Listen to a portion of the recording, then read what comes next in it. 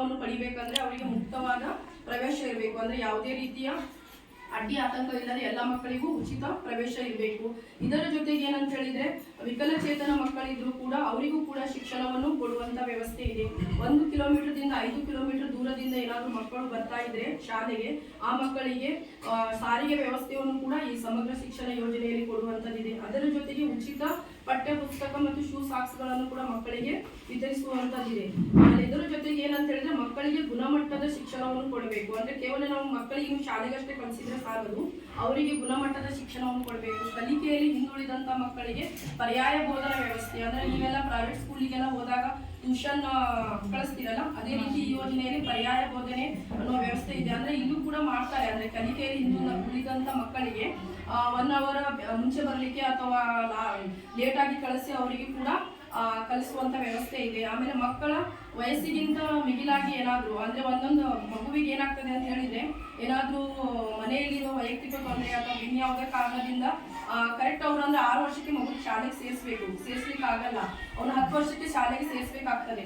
ಅಂತ ಸಂದರ್ಭದಲ್ಲಿಯೂ ಕೂಡ ಮಗುವಿಗೆ ಅವನ ವಯಸ್ಸಿಗೆ ಅನುಗುಣವಾಗಿ 10 ವರ್ಷ ಅಂದ್ರೆ ಅವ್ನು 4ನೇ ತರಗತಿ ಇರಬೇಕು.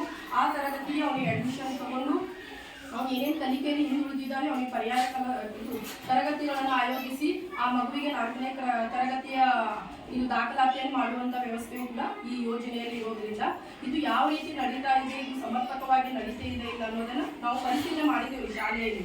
ಅಂದ್ರೆ 2 ದಿನ ನಾವು ಮುಖ್ಯ ಶಿಕ್ಷಕರ ಜೊತೆಗಾಯಿತು, ಆಮೇಲೆ ಮಕ್ಕಳ ಜೊತೆಗೆ ಶಿಕ್ಷಕರ ಜೊತೆಗೆ ಮತ್ತೆ ಯಾರು ಪೋಷಕರಿದ್ದಾರೆ ಕೆಲವೊಂದು ಪೋಷಕರ ಮನೆಗೂ ಕೂಡ ನಮ್ಮ ಸಂಪನ್ಮೂಲ ವ್ಯಕ್ತಿಗಳು ಹೋಗಿ ಭೇಟಿಯನ್ನು ಮಾಡಿದ್ದಾರೆ. ಭೇಟಿ ಮಾಡಿ ಅವರಿಂದ ಬಂದ ಮಾಹಿತಿಗಳನ್ನು ಕೂಡ ನಾವು ಕ್ರೋಢೀಕರಿಸಿದ್ದೇವೆ. ಅದರ ಜೊತೆಗೆ ನಿಮ್ಮ ಶಾಲೆಯಲ್ಲಿ ಏನು ಅನಾನುಕೂಲತೆ ಇದ್ದೇವೆ ಮೂಲಭೂತ ಸೌಕರ್ಯಗಳಲ್ಲಿ ಅದು ಕೂಡ ದಾಖಲಿಸಿದ್ದೇವೆ. ಮತ್ತೆ ನಾವು ಮನೆ ಭೇಟಿ ಸಂದರ್ಭದಲ್ಲಿ ಪರಿಶೀಲನೆ ಮಾಡಿದಾಗ ಬಿಸಿ ಊಟ ಯೋಜನೆಗೆ ಸಂಬಂಧಪಟ್ಟಂತೆಯೂ ಕೂಡ ನಮಗೆ ಕೆಲವೊಂದು ದೂರುಗಳು ಬಂದಾವೆ. ಊಟ ರುಚಿಯಿಂದ ಕೂಡಿರುವುದಿಲ್ಲ ಅಂತೇಳಿ ಅದಕ್ಕೆ ಸಂಬಂಧಪಟ್ಟಂತೆಯೂ ಕೂಡ ನಾವು ಈ ಸಭೆಯಲ್ಲಿ ಮುಕ್ತವಾಗಿ ಚರ್ಚೆ ಮಾಡ್ಬೇಕ್ರಿ. ಮತ್ತೇನಂತ ಹೇಳಿದ್ರೆ ನಮ್ಮ ಏನು 3 ದಿನಗಳ ಕಾಲದಲ್ಲಿ ನಾವೇನು ವರದಿ ಮಾಡ್ಕೊಂಡಿದ್ದೇವಲ್ಲ ಆ ವರದಿಯ ಸಂಕ್ಷಿಪ್ತ ವರದಿಯನ್ನು ನಮ್ಮ ಸಂಪನ್ಮೂಲ ವ್ಯಕ್ತಿಗಳು ತಮ್ಮ ಮುಂದೆ ಓದಿ ಹೇಳ್ತಾರೆ.